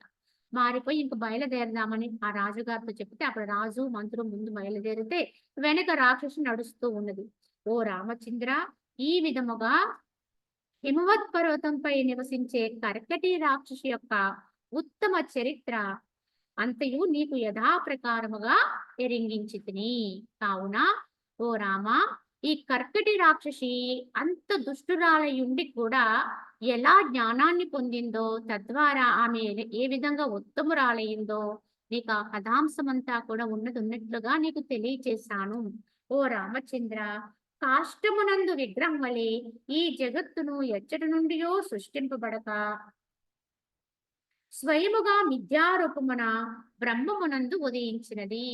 కావున ఓ రామ, ఈ యొక్క జగత్తంతా కూడా ఏదో ఒక చెక్కని చెక్కితే అదొక విగ్రహం అయింది అన్నట్టు కాకుండా ఈ జగత్తంతా కూడా ఆ విగ్రహం వల్ల ఈ జగత్తు కూడా ఎచ్చటి నుండియో బయట నుంచి సృష్టించబడలేదండి. అక్కడున్న మానే అక్కడ మనకి విగ్రహ రూపాన్ని పొందినట్లుగానే ఇక్కడ ఈ యొక్క యావత్తు కూడా ఎలా ఏర్పడిందండి? జగత్తు కూడా స్వయముగా మిథ్యారూపమున బ్రహ్మమునందు ఉదయించింది. బ్రహ్మమునందే పుట్టింది ఇదంతా కూడా. ఆ బ్రహ్మమునంది ఇది మారు రూపాన్ని పొందింది. ఇంకొకటిగా అనిపిస్తుంది తప్ప యథార్థంగా ఉన్నది ఆ బొమ్మలో, ఆ యొక్క విగ్రహములో ఉన్నది ఎలా కాష్టమవుతుందో ఈ జగత్తులో కూడా నిండి ఉన్నది బ్రహ్మమే. విచారణ లేనందువల్లనే భేదభావం అనేది స్ఫురిస్తూ ఉంటుంది. ఇట్టి భేదభావన అనేది యుక్తము కాదు. అనిర్వచనీయముకు మాయ చేయగలిగిన ఈ భేద దృష్టి ఆత్మ విచారణ చేత తొలగిపోతుంది. కావున ఓ రామ, ఇప్పటి వరకు నీ కథాంశానంతటినీ కూడా తెలియజేశాను. కానీ విచారణ బలాన్ని పెంపొందించుకోవాలి. విచక్షణ లేకపోవడం వల్ల, విచారణ లేకపోవడం వల్ల మనకి జగత్తులో భేదాలు కనపడుతూ ఉంటాయి. ఇది సరైన భావన కాదు. కావున ఆత్మ విచారణ చేపట్టి ఈ భేదాన్ని తొలగించుకోవాలి అని చెప్పి వశిష్ఠుల వారు శ్రీరాముడికి హితవు చెబుతూ, ఓ రామచంద్ర, అజ్ఞానం వల్లనే ఈ వాదమంతయు అంటే ఈ భేద వ్యవహారమంతయు కల్పించబడుతున్నది. తత్వం ఎరిగిన పిదప ఇక ద్వైతమే ఉండదు. ఎవరికైతే అనుభవంగా తత్వం అనేది గ్రహింపవుతుందో, అవగాహనకు వస్తుందో అక్కడికి భేదమే నిలవదు. అత్తడి కల్పనారహితముకు కేవలము ఏముంటుంది అంటే మౌనమే శేషిస్తుంది. ఎందుకంటే అంకక్కడ చెప్పడానికి కానీ, వినడానికి కానీ, తెలుసుకోవడానికి కానీ, చెప్పేవాడు వేరుగా, వినేవాడు వేరుగా ఎవ్వరు ఉండరండి. ఎవరికైతే అనుభూతి వస్తుందో అక్కడ మౌనమే భాష అవుతుంది. అన్యమనేది లేదు కనుక, ఉన్నది ఒక్కటే కనుక ఏదైనా చెప్పుకోవాలన్నా, ఏదైనా తెలియాలన్నా తనకి తానే అవ్వాలి తప్ప అన్యము కాదండి. కనుక దేని యందు, ఎవరి యందు దేన్ని చూసినా తననే అన్నిటి యందు చూడగలుగుతాడు జ్ఞాని. అందరి యందు ఉన్నది నేనే అని తెలుసుకుంటాడు ఈ పరమజ్ఞాని. కనుకనే ఈ విధముగా అక్కడ మౌనమే అక్కడ భాష అవుతుంది. ఈ రీతిగా సమస్తము కూడా ఏకమై, ఆద్యంత రహితమై, విభాగవర్జితమై, అఖండమైనటువంటి పరమాత్మయే అయ్యున్నదనే సిద్ధాంతమును కాలక్రమమున ఆత్మబోధ ఆత్మబోధ పొందినప్పుడు నీవు స్వయంగా తెలుసుకోగలుగుతావు. ఎవరమైనా సరే ఈ ఆత్మబోధ అనేది ఎవరైతే అనుభవంలో తెచ్చుకుంటూ ఉంటామో వాళ్ళకి అనుభవంగా ఇది తెలిసిపోతుంది. ఏమని? ఈ సమస్తము కూడా ఏకం, అనేకం కాదు. ఇందులో భేదము లేదు. దీనికి ఆది అంతము లేదు. దీన్ని ఎవ్వరు కూడా ఇక్కడి నుంచి ఇక్కడికని కొలమానాలు పెట్టేది కాదు. కొలతలు పెట్టేది కాదు. విభాగం అంటే ఖండనం చేసేది కాదు. విభజించడానికి వీలు లేనిది, అఖండమైనది అనేటువంటి పరమాత్మే అయి ఉన్నదనే సిద్ధాంతమును ఎవరైతే కాలక్రమంగా అంటే ఇది క్రమక్రమంగా మనలో ఉద్భవించాలి. ఎలా ఉద్భవిస్తుంది అంటే ఆత్మ బోధ వల్ల ఉద్భవిస్తుంది. ఈ ఆత్మ బోధ వల్లే మనలో ఆత్మ జ్ఞానం అనేది వృద్ధి అవుతుంది. ఈ జ్ఞానం వల్లే ఇది స్వయములో అనుభూతికి రాగలుగుతుంది. అజ్ఞానులే తమ తమ కల్పనల గురించి తర్కాదులచే పరస్పరము వివాదమునర్చుకుంటూ ఉంటారు. లోకములో మనం గమనించితే ఎక్కువ జనులు ఎలా ఉంటారండి అంటే వివాదాలకు దిగుతూ ఉంటారు. వాదనలకి ప్రతివాదన చేస్తూ ఉంటారు. కానీ యథార్థంగా తెలిసిన జ్ఞానికి ఏ వివాదం ఉండదండి. అసలు వాదంలోకి వెళ్తున్నాడు అంటే అక్కడ అజ్ఞానం ఉన్నట్టే. కనుక వాదనకి అతీతమైనది. మౌనమే భాషగా కలిగినటువంటిది. కానీ వారి నుంచి మౌనమే భాషగా ఉన్నప్పటికి కూడా ఎంతో జ్ఞానము ఎందరికో అది ప్రసరిస్తూనే ఉంటుందండి. అలాంటి మహానుభావులు కేవలము వారి యొక్క సాన్నిధ్య మాత్రము చేతనే జ్ఞానాన్ని అందిస్తూ ఉంటారు. కావున ఈ వివాదమంతయు కూడా వేదాంత తత్వోపదేశమునకు పూర్వమే ఉంటుంది. వాదన అనేది ఎప్పటి వరకు ఉంటుందంటే, ఈ వేదాంత తత్వోపదేశము జరగనంత వరకు, అనుభవంగా దీన్ని పొందనంత వరకే ఉంటుంది. ఎందుకంటే తత్వము ఎరిగిన పిమ్మట ఇక ద్వైతమే ఉండదు. కనుక వాదించేటువంటి అవసరమే ఉండదు. ఎందులోనైనా దాన్నే చూస్తారు. ఎక్కడైనా దాన్నే చూస్తారు. ఎవరిలోనైనా ఉన్నది ఒకటే బ్రహ్మముగా కాంచుతారు. కనుక ఎవరిలో ఎవరు ఎట్లు మాట్లాడినప్పటికి కూడా వారిలో ఉన్న శక్తినే కాంచుతారు. కనుక అద్వైతము రెండు లేనిది, ఏకమైనది. కనుక ఆ బొమ్మలో ఉన్నది, ఈ బొమ్మలో ఉన్నది, నా బొమ్మలో ఉన్నది ఏ బొమ్మైనా ఒకటే శక్తితో పనిచేస్తుంది. ఇది ఆ శక్తిని ఉపయోగించుకుని ఇది ఇట్లా మాట్లాడితే అది అలా మాట్లాడుతుంది. కానీ రెండింటికి పనికొచ్చే శక్తి మాత్రము ఏకం, ఒక్కటే అని దాన్ని గమనించి, ఆ ఏకత్వాన్ని గుర్తించి దానికి నమస్కరిస్తారు తప్ప, ప్రతివాదాలకి ఎక్కడా కూడా వాళ్ళు సమయాన్ని కేటాయించరు. ఏ విధంగానూ కూడా అవకాశాన్ని ఇవ్వరండి. పరిపూర్ణ జ్ఞానికి ఇదేనండి సరైనది. ఎందుకంటే జ్ఞాని ఎప్పుడూ కూడా ఈ విధంలోనే ఉంటూ తను దాన్ని అనుభవిస్తూ 10 మందికి దాన్ని పంచుతూ ఉంటాడు. ఎలా పంచుతాడు అంటే తమ సాన్నిధ్యం వల్ల, తమ యొక్క ఆచరణ వల్ల. ఎందుకంటే లోపల జ్ఞానం ఉందనుకోండి, అప్పుడు ఆ దేహ వర్తనం కూడా తదనుగుణంగానే ఉంటుంది. వారు వర్తించే వర్తనం కూడా. కనుక వాళ్ళు చెప్పే మాటలు విని నేర్చుకుందాం అనే దానికంటే కూడా అటువంటి జ్ఞానుల సాన్నిధ్యంలో ఉంటే వారి చేష్టలు చూసి, వారి వర్తనం చూసి, వారు మాట్లాడే విధానం చూసి, ఇలా మనము ఎన్నో నేర్చుకోవచ్చండి. గమనించాలి. వాళ్ళు ఎక్కడుండి మాట్లాడుతున్నారు? ఎక్కడుండి చర్య చేస్తున్నారు? ఏ స్థితిలో ఉండి క్రియాచరణలో ఉంటున్నారు? అనేది గమనిస్తే సామాన్యులు వర్తించే వర్తనానికి, జ్ఞానులు వర్తించే వర్తనానికి వ్యత్యాసం అనేది కొట్టొచ్చినట్టు తెలుస్తుంది. మనకి ఎంత మాత్రం కొద్ది అవగాహన ఉంది. ఇది గమనించుకుని వారి వర్తనాన్ని అనుసరించి జ్ఞానాన్ని పొందాలి. కనుక వ్యక్తులుగా మాత్రం ఎవరిని పట్టుకున్న ఉపయోగం ఉండదండి. కానీ వారిలో ఉన్న శక్తి మాత్రాన్ని గుర్తించి వారిని ఆశ్రయిస్తే తప్పకుండా మనకి దారి దొరుకుతుంది. ఎవరిని పట్టుకున్నా గురుతత్వంతో ఉన్నారు మహనీయులు, పీఠాధిపతులు ఉంటారు. వాళ్ళు మహానుభావులు, జ్ఞాన ప్రదాతలు. ఇలా ఉన్న వారిని మనము దర్శించాం, ఆశ్రయిస్తాం. కానీ అక్కడ కూడా మనం పట్టుకోవాల్సిందేంటి? ఆ గురువు యొక్క తత్వాన్ని పట్టుకోవాలి. వాళ్ళ వర్తనాన్ని పట్టుకోవాలి. వాళ్ళు చేసేటువంటి విధానం, వాళ్ళు మాట్లాడే మాట, వాళ్ళెక్కడుంటున్నారు అనేది గమనించి దాన్ని అందుకునే ప్రయత్నం చేస్తే ఆ గురు కృప ఎప్పుడూ సాధకుడి మీద ఉంటుంది. ఎల్లప్పుడూ. ఎందుకంటే గురువుకి, శిష్యుడికి యథార్థముగా ఎక్కడ భేదం ఉండదండి. ఎందుకంటే గురువు అనేవారు సద్గురువు అయితే తానే ఆత్మ, తానే బ్రహ్మము, సర్వము బ్రహ్మమయంగా చూడగలుగుతాడు. కనుక శిష్యుడిగా తనను సమీపించిన వాళ్ళలో కూడా అదే జ్ఞానం, అదే ఆత్మ ఉంది అనే తత్వంతోటి ఆ గురువు ఉంటారు. కావున అక్కడెక్కడ వ్యత్యాసం ఉండదు. అక్కడెక్కడ అరమరికలు ఉండవు. కనుక నువ్వేంటో, నీ భావనేంటో, నీ స్థితేమిటో సద్గురుకెప్పుడు ఎరుకవుతూనే ఉంటుంది. కేవలం సమీపానికి పోయి ఏదో చెప్పి, నేను ముందుగా వెళ్ళి, ముందు దర్శనం చేసుకొని, ఈ రకంగా మనము అక్కడ గూడా భేదాల్ని పొందుతూ ఉంటే, అక్కడ గూడా మనం ఏం చేస్తున్నాం, పట్టింపులకు పోతూ ఉంటాం. నేను ముందు, నేను ముందు అని. దానివల్ల మనకి ఉన్న జ్ఞానం జారిపోతుంది యథార్థంగా. కనుక గురువుని గురుతత్వాన్ని బావుగా అర్థం చేసుకోగలిగితే, యథార్థంగా శరణాగతి కాగలిగితే, ఎక్కడున్నా నీకు రక్షుంటుందండి. ఇది యథార్థమండి. భగవంతుడు ఎట్టివాడో గురువు అట్టివాడే. ఎందుకంటే ఆయన గురువు ఎందుకయ్యాడు అంటే, భగవత్తత్వాన్ని అనుభవంతో ఉన్నారు కనుక వారు గురువయ్యారు. అంటే ఎవరైతే దాని అనుభవాన్ని తీసుకుంటారో వాళ్ళెవ్వరైనా భగవంతుడితో సమానం. భగవంతుడే అవుతారు. కనుక అక్కడ గురువే దేవుడండి. గురువే భగవంతుడు. కనుక భగవంతుడికి ఎలా అయితే అనంతమంతా కూడా ఎరుకవుతూనే ఉంటుందో, గురువు కూడా అంతే.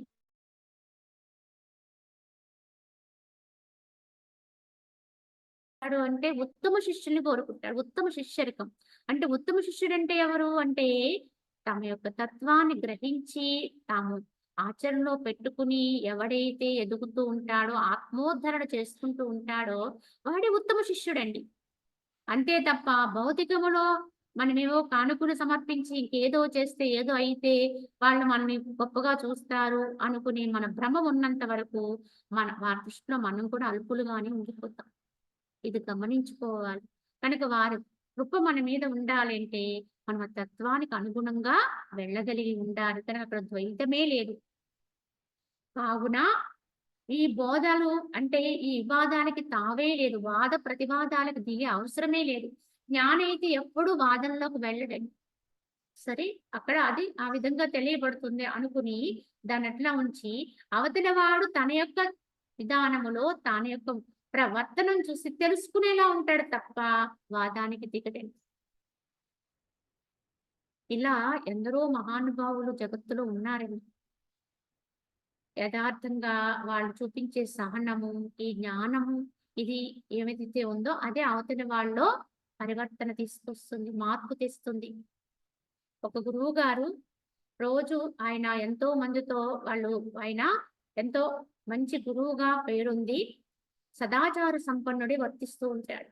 ఆయన్ని చూసి వేరొక ఆయనకి చాలా అసూయ కలిగింది. ఎందుకంటే పాండిత్యంలో కానీ, ఇతరత్రా గాని ఆయన కంటే నేను తక్కువేమీ కాదు. కానీ అతన్ని ఎందుకు అందరూ గౌరవిస్తున్నారు, గొప్పవాడుగా అనుకుంటున్నారు అని చెప్పి అతనికి అసూయ కలిగి ఏదో విధంగా ఇతని యొక్క శ్రమాన్ని పాడు చేయాలి. ఈ యొక్క సహన శక్తిని పాడు చేయాలి అని పట్టుదలతో ఆయన రోజు ఆ యొక్క సదాచార వర్తనంలో భాగంగా ఆయన నదీ స్నానానికి వెళుతూ ఉండేవారట. ఆ నదీ స్నానానికి వెళ్ళి అక్కడ ఆచమనం చేసుకుని చక్కగా ఆయన చేసుకోవాల్సినటువంటి క్రియలన్నీ కూడా పూర్తి చేసుకుని ఆయన మరలా ఒక బిందుతో నీళ్లు తీసుకొని మళ్ళీ పైకి వచ్చి ఆయన క్రియలు ఆచరించుకుంటూ ఉండేది. కానీ ఆ రెండో వ్యక్తిగా ఉన్న ఆయన్ని చూసి అసూయపడినటువంటి వ్యక్తి ఆయన ఆ విధంగా క్రియ ఆచరణ చేస్తూ ఉండగా ఆ దంతదానం పూర్తి చేసుకుని ఆయన సూర్యునికి అర్ఘ్యపాద్యాలు ఇవన్నీ ఇస్తూ చక్కగా ఆ సంధ్య వార్చుకుని ఆయన ఆ నీళ్ల బిందె తీసుకుని పైకి వచ్చినప్పుడు వెంటనే ఈయన ఏం చేసేవాడు, ఆయన మీద ఆ యొక్క అశుద్ధాన్ని అంటే ఏంటి ఉమ్మిని ఉమ్మేవాడు.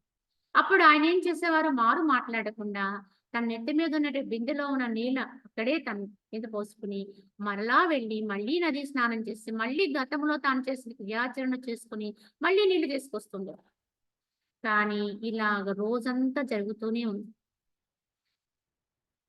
రోజంతా కూడా ఆయన వెళుతున్నారు, క్రియాచరణ చేసి మళ్ళీ వస్తున్నారు, మళ్ళీ నీళ్ళు తీసుకొచ్చుకుంటున్నారు, మళ్ళీ ఈయన అదే పని చేస్తున్నాడు. ఆయన ఏమనట్లేదు. ఈసారి అనకపోతాడా, ఈసారి అనకపోతాడా ఆయన అంటే వెళ్ళిపోదాం. అంటే ఇంకప్పుడు ఆయన యొక్క సహనం కోల్పోతాడు, నన్ను తిడతాడు, తిట్టాలి, తిడితే గనక వీడు గురువు కాదని నిరూపిద్దాం. ఇలా అనుకుంటున్నాడు రెండో వాడు. కానీ అతను ఉదయ కాలంలో ఎప్పుడో వచ్చి ఆ పనికి అక్కడ ఆయన నిర్దేశం కూర్చున్నాడు. కానీ ఈయన తన లోపల ఉన్నటు లాలాజలం అంతా వెచ్చిస్తున్నాడు కానీ ఎప్పటికీ ఆ కార్యం నెరవేరట్లేదు. ఆయన సహనానికి అద్దు లేదు. పైపెచ్చు ఆయనలో శక్తి ద్విగుణీకృతం అవుతుంది ఆ గురువు గారిలో. ఈయనకి శక్తి విహీనత్వం వస్తుంది. ఏమిటి? ఆయన ఎందుకంటే ఆయన దిగి వెళ్ళినప్పుడల్లా ఆచమనం చేస్తున్నారు. 3 మార్లు ఆచమనం చేస్తున్నారు. నదీ జలం లోపలికి తీసుకుంటున్నారు. ఆ క్రియాచరణ చేసుకొని మళ్ళొస్తుంది. అంటే నీటిని తీసుకుంటూనే ఉన్నాడాయన. ఆ నదీ స్నానం వల్ల ఆయనకి శక్తి ఉత్పన్నమవుతూ ఉంది. కనుక అలాగా ఆయన ఇంకా ఇంకా ద్విగుణీకృతమైన శక్తితో చేస్తూనే ఉన్నారు. కానీ ఈయనకి మాత్రము నీరసం వచ్చేసింది. కనుక ఎప్పుడు ఇంక కొద్దిసేపు అనకపోతాడా అని సాయంకాలం వరకు అలా చేసేసి ఇంకా ఈసారి అనుకుంటూ ఇంక చేసేది లేక ఇక చివరిగా ఇంకా ఆయన సమత్వానికి ఈయన జోహార్లర్పిస్తూ ఆయన పాదాల మీద పడిపోవడం ఒకటే శరణ్యం అనుకుంటాడు. అయ్యో! ఇంతసేపు ఇన్ని రకాలుగా ఆయన్ని బాధపెట్టినా ఒక్క మాట అనలేదే! ఇదేనా ఈయన గొప్పతనం? అందుకేనా ఈయన ఇంతమంది వందనీయులుగా చూస్తున్నారు అనేది గుర్తించి, గ్రహించి, పశ్చాత్తాపపడి అక్కడికక్కడే కన్నుల వెంట నీళ్లు రాల్చి, చివరికి ఆయన పాదాలు పట్టుదామని చెప్పి ఆయన వంగాడు. ఆ! ఈసారి. వంగుదామనేటప్పటికి అవతల వ్యక్తి కూడా వెంటనే బిందె కింద పెట్టి ఈయన పాదాల మీద పడటానికి సిద్ధమయ్యాడు. "ఏమిటండి స్వామి, నేను ఉదయకాలము నుంచి నేనిలా అపచారం చేస్తూ ఉంటే ఒక్క మాట మాట్లాడలేదు కదా! నన్ను ఏ రకంగాను దూషించలేదు కదా! ఇప్పుడు మళ్ళీ నాకు మీరు వందనం చేయటం ఏమిటి? నేను మీ పాదాలు పట్టడంలో అర్థముంది. మీరెందుకు నాకు నమస్కారం చేయాలనుకుంటున్నారని" ప్రశ్నిస్తాడు. ప్రశ్నిస్తే అప్పుడు ఆయన అంటారు ఆ మహానుభావుడు, "నాయనా, నేను రోజు ఈ యొక్క సమయాన్ని నిర్దేశించుకోవడం వల్లో, సమయాభావన వల్లో మహా చేస్తే ఈ నదీ స్నానాన్ని రోజుకి 2 మార్లు చేసేవాడిని. ఉదయం, సాయంకాలాల్లో. సంధ్య వార్చుకునేవాడిని. క్రియాచరణ చేస్తూ ఉండేవాడిని. కానీ ఎప్పుడూ కూడా రోజులో ఇన్ని సార్లు ఇంత భాగాన్ని కేటాయించి, ఇన్ని మార్లు నదీ స్నానం చేసి, ఇన్ని మార్లు ఆచమనం చేసి, ఇన్ని సార్లు ప్రవర చెప్పుకొని, ఇన్ని రకాలుగా నేను భగవంతుని స్మృతిలో ఉంచుకోవడానికి ఈరోజు నువ్వు కారణమయ్యావు. నువ్వు కనుక ఇలా చెయ్యకపోతే ఇలాంటి క్రియని ఆచరించేవాడిని కాదు. దీనివల్ల నాకెంతో పరమానందమవుతుంది. కనుక నేనిలా ఉండడానికి, నేనిలా చేయటానికి కారణం నువ్వయ్యావు కనుక, నీ కృతజ్ఞతగా నీకు వందనం చేద్దామనుకుంటున్నాను. నీకు నమస్కారం చేద్దామనుకుంటున్నానని చెప్తాడు. అప్పుడు వెంటనే ఆయనకి పశ్చాత్తాపం, అయ్యో! ఇదే కదా నిజమైన తత్వం అంటే. ఇంత అవమానం చేసిన నన్ను ఇంత కించిత్తు మాట పలకకుండానే మరి నా ఇంకా ఎదురు ఇలా చెప్తున్నారంటే దేన్నైనా తన మంచి కోసం, తన శ్రేయస్సు కోరుకుని జరిగిందన్నట్టుగా భావిస్తున్నారే. కనుక ఇదే మహనీయ తత్వం అని చెప్పి అప్పుడు నిజంగానే పశ్చాత్తాపపడైన ఆయన పాదాల మీద పడి అప్పటినుంచి ఆయన శిష్యుడైపోతాడు. అహంకార రాహిత్యాన్ని పొందుతాడు.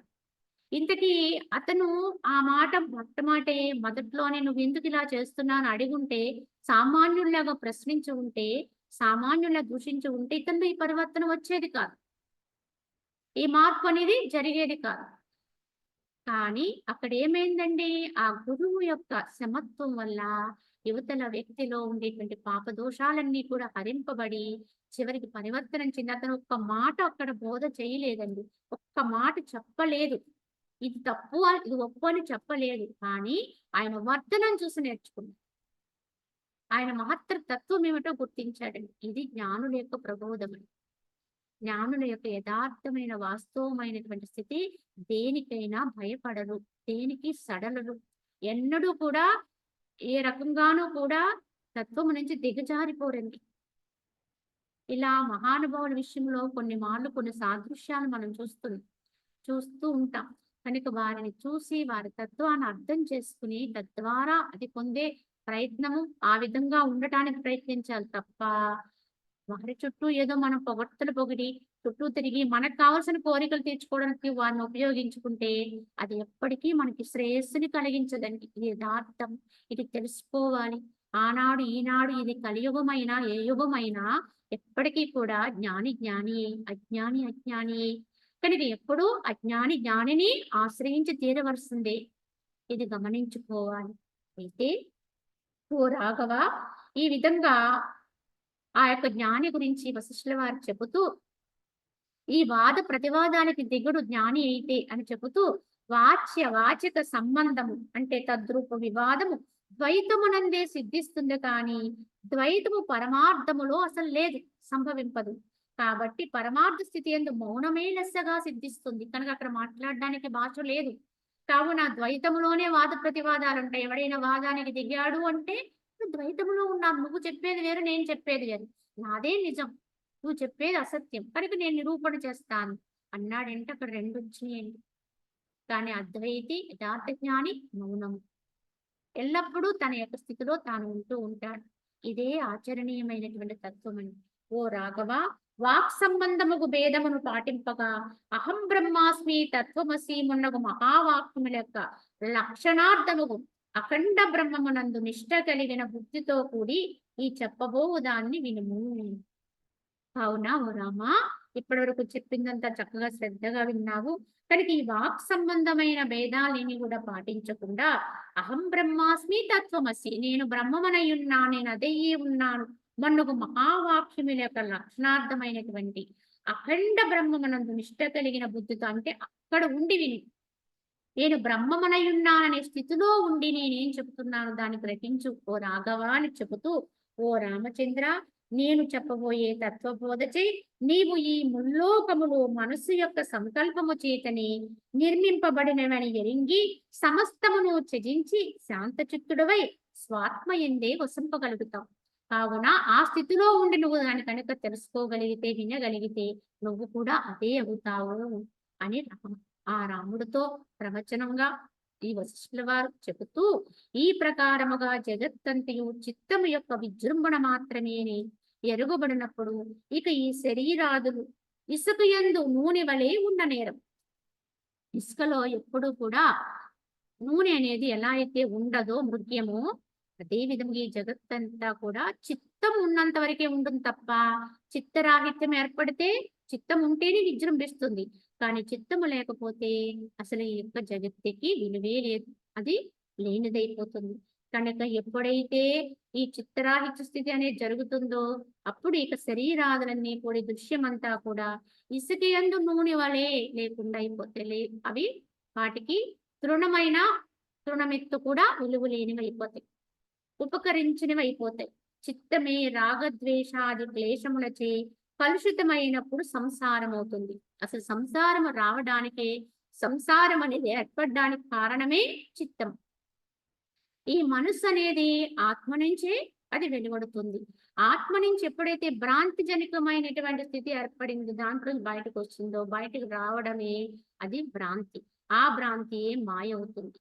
కావున ఈ చిత్తము ఎప్పుడైతే వచ్చిందో అక్కడ రాగము ద్వేషము ఇత్యాది క్లేశాలు వస్తాయి. దానివల్ల కలుషితమైతే అది సంసారం అవుతుంది. ఆ చిత్తమే రాగద్వేషాదులచే విడువడితే సంసార రాహిత్యం, దాన్ని ముక్తి మోక్షం అంటారు. అనేక బంధనాల్లో పడేది చిత్తమే, బంధరాహిత్యాన్ని పొందేది చిత్తమే.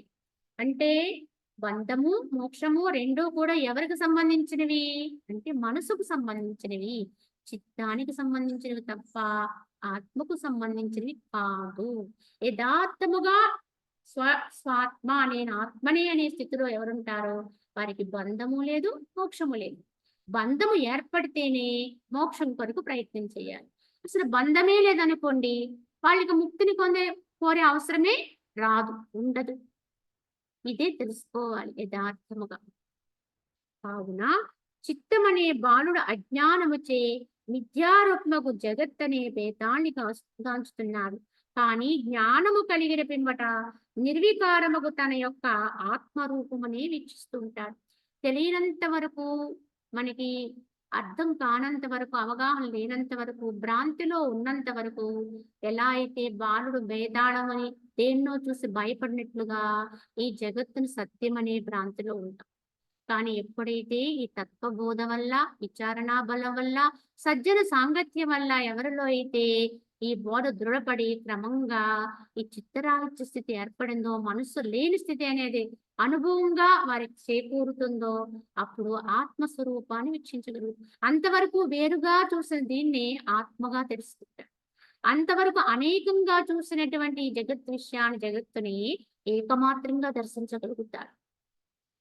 అంతవరకు రాగద్వేషాత్మకంగా దీన్ని పొందినటువంటి వాడే అదే విధానములో వాడు ప్రేమ మాత్రుడై ఆత్మయందే సుస్థిరుడై ఉంటాడు. ఇవన్నీ కూడా ఎక్కడొచ్చాయండి అంటే, ఈ మార్పు ఎక్కడొచ్చిందండి అంటే బయట రాలేదండి, స్వాత్మలో తనకు తానుగా ఎప్పుడైతే సత్యంలోకి వెళతాడో అప్పుడు అన్నీ మారిపోతాయి. అప్పటి వరకు మనకి తోచిన అసత్యం అంతా కూడా ఇప్పుడు అది అసత్యమని ఎరుకైపోతుంది. సత్యం ఏదనేది సత్యంగా క్షుణ్ణంగా అర్థమవుతుంది. అరచేతి నేరేడు పండుగలే అంటే ప్రత్యక్షంగా, అంటే ఎప్పుడో ఎక్కడో మనకి ఇది అర్థమవుతుందని కాదండి. ఇప్పుడే ఇక్కడే, ఇక్కడే ఈ అనుభవాన్ని, ఇక్కడే ఈ ఆనందాన్ని అనుభవించొచ్చని చెప్పి వశిష్ఠుల వారు శ్రీరామచంద్రుల వారికి హితబోధ చేస్తూ ఈ ఉత్పత్తి ప్రకరణంలో ఉన్నటువంటి ఈ కర్కటోపాఖ్యానాన్ని ముగిస్తూ ఇది శ్రీ వాల్మీకియే మోక్షోపాయే వశిష్ఠ గీతాయాం ఉత్పత్తి ప్రకరణే కర్కటోపాఖ్యానం నామ తృతీయోధ్యాయ సమాప్త. ఈ విధముగా కర్కటోపాఖ్యానంగా కర్కటికి ఆ యొక్క రాజుగారికి మంత్రికి జరిగిన సంవాదానంతటినీ కూడా జ్ఞానప్రోక్తంగా ఇక్కడ వివరణ చేశారు. ఈ అధ్యాయం ముగిస్తూ తర్వాతి అధ్యాయంగా ఈ యొక్క ఉత్పత్తి ప్రకరణంలోనే 4వ అధ్యాయంగా 5వోపాఖ్యానం అనేది ప్రారంభిస్తున్నారు. ఓం శ్రీరామచంద్ర పరబ్రహ్మణే నమః. ఓం నమో వశిష్ఠ విశ్వామిత్ర వ్యాస వాల్మీకి సుఖాదిభ్యః. శ్రీ వశిష్ఠ గీత అత చతుర్థోధ్యాయ 4వ అధ్యాయం 5వోపాఖ్యానం అనేటువంటి ఒక ఇతిహాసాన్ని ఇప్పుడు వశిష్ఠుల వారు శ్రీరామచంద్ర వారికి చెప్పబోతున్నారు. మొట్టమొదటిలో ఇందులో ఐందువుల యొక్క తత్వ విచారణ గురించి చెప్తారు. వశిష్ఠుల వారు శ్రీరాముడితో చెబుతూ, పాపరహితుడమైనటువంటి ఓ రామచంద్ర, ఈ జగత్తు మనోనేత్రమే అని తెలుపుట కొరకే బ్రహ్మదేవుడు పూర్వము నాకు చెప్పినటువంటి 5వోపాఖ్యానమును నీ సంశయ నివారణార్థం ఇప్పుడు వచించుచున్నాను విను. ఒకప్పుడు బ్రహ్మదేవుడు నాకు ఈ కథ ఇతిహాసాన్ని చెప్పి ఉన్నారు. కావున ఈ తత్వ విచారణ కొరకు నీకు ఈ విధంగా 5వోపాఖ్యానం అనే ఇతిహాసాన్ని ఆనాడు బ్రహ్మదేవుడు నాకు ఏదైతే చెప్పారో అదే నీకు ఇప్పుడు బోధిస్తాను వినుము అని చెప్పి వశిష్ఠుల వారు చెబుతూ, ఓ రామచంద్ర, పూర్వము ఒకనొకప్పుడు బ్రహ్మదేవుని అడిగితిని. ఏమని? మహాత్మా, ఈ సృష్టి సమూహములన్నీ ఎట్లు ఏర్పడినవి అని చెప్పి వశిష్ఠుల వారు బ్రహ్మదేవుని ప్రశ్నించారంట ఒకనొకప్పుడు. అది విన్నటువంటి సర్వలోకేశుడైనటువంటి భగవంతుడైన బ్రహ్మదేవుడు 5వాఖ్యానం చెప్పుచు ఇట్లు ఉత్తమ వచనంను పలికింది. అప్పుడు బ్రహ్మ నాతో ఇలా చెప్పారు ఆయన బ్రహ్మదేవుడు అని చెబుతూ, ఓ మునీంద్ర, జలాశయమునందు జలము విశాలమైన విచిత్రములకు సురులతో కూడి ఉన్నట్టు మహాశక్తియుంతమగు మనసే ఈ ప్రకారముగా జగద్రూపమున స్ఫురించుచున్నది అన్నారు. వశిష్ఠుల వారితో చెబుతూ, ఎలా అయితే ఒక జలాశయమునందు ఆ జలమే విశాలమైనటువంటి విచిత్రమైన సుడులతో కూడి ఉంటుంది, ఎన్నెన్నో ఆకృతులు కలిగి ఉంటుంది. అంటే ఆ జల ప్రవాహం వల్ల అప్పటికప్పుడు ఆ యొక్క ఆకృతులు అనేవి ఏర్పడుతూ ఉంటాయి, రహితమైపోతూ ఉంటాయి. ఎన్నెన్నో ఆకృతులు వస్తూ ఉంటాయి, పోతూ ఉంటాయి. ఎలా అయితే ఆ జలమే ఆ రకమైనటువంటి రూపాన్ని పొందుతుందో అదే విధముగా మహాశక్తియుతమైన మనస్సే ఈ ప్రకారముగా సమస్త జగద్రూపమును స్ఫురిస్తూ ఉంటుంది. ఈ మనసు ఎలా ఉందో అదే మనకి జగత్తులో ఆ యొక్క మనసు యొక్క విధానమే స్ఫురిస్తూ ఉంటుంది అని చెప్పి వశిష్ఠుల వారు చెబుతూ, ప్రియుడైనటువంటి ఓ వశిష్ఠ మునీంద్ర, ఒకనొక పూర్వ కల్పము యొక్క ప్రారంభమున యోగి నిద్ర నుండి లేచి నేను జగత్తును సృష్టింప ఎంచియుండా అత్తర జరిగిన వృత్తాంతమును వినుము. కావున ఓ వశిష్ఠ మునీంద్ర, ఒకనొక పూర్వకల్పము యొక్క ప్రారంభమున అంటే కల్ప ప్రారంభములో సృష్టి కార్యం జరుగుతుంది కనుక ఆ విధంగా ఒకనొక కల్ప ప్రారంభములో ఈ యొక్క బ్రహ్మదేవుల వారు నిద్ర నుంచి లేచి జగత్తుని సృష్టించాలనుకున్నారు. సృష్టిద్దామనుకునేటప్పటికి ఎంచి ఉండా అత్తడి ఒక వృత్తాంతం జరిగింది, అది చెబుతాను విను. అద్వితీయుడగు నేను ఒక కల్పాంతమందు జగత్ సంహారము గావించి ఏకాగ్ర మనస్ఫురను స్వస్థ చిత్తుడునై ఆ రాత్రి అంటే కల్పరాత్రి అంతయో కూడా ప్రశాంతంగా గడిపింది.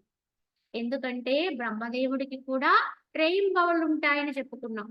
అలాగే అనేక మాసాలు వత్సరాలు గడిచి బ్రహ్మదేవునికి కూడా ఆయుర్దాయం నిర్దేశింపబడుతుంది. 120 సంవత్సరములే బ్రహ్మదేవునికి కూడా ఆయుర్దాయం అని చెప్పారు, శాస్త్రాలు చెప్తున్నాయి. అయితే బ్రహ్మదేవుల వారికి ఒక్క రోజు గడవాలంటే అంటే ఒక్క పగలు గడవాలంటే 1000 మహాయుగాలు గడవాలంటే, అంటే 4 యుగాలు గడిస్తే ఒక మహాయుగం ఉంది. ఒక కలి, అలాగే మనకి ద్వాపర, త్రేత, సత్యయుగం. ఈ 4 యుగాలు కాలాన్ని గురించి ఇలాంటి గడిస్తే ఒక మహాయుగం అవుతుంది. ఇలాంటి 1000 మహాయుగాలు గడిస్తే బ్రహ్మదేవుని వారికి ఒక్క పగలు. మళ్ళీ ఒక రాత్రి గడవాలంటే మరలా ఇంకొక 1000 మహాయుగాలు గడవాలి. ఆ విధముగా బ్రహ్మదేవుని వారికి ఒకానొక సమయంలో ఒక కల్పాంతరమున ఒక కల్పం జరిగిపోయిన తర్వాత ఆయనకి ఒక రాత్రి దినం ఏర్పడింది. ఆ రాత్రి దినమంతా కూడా ఆ 1000 మహాయుగాలు కూడా ఆయన హాయిగా స్వస్థుడై ప్రశాంతముగా ఆ రాత్రంతా గడిపాడు.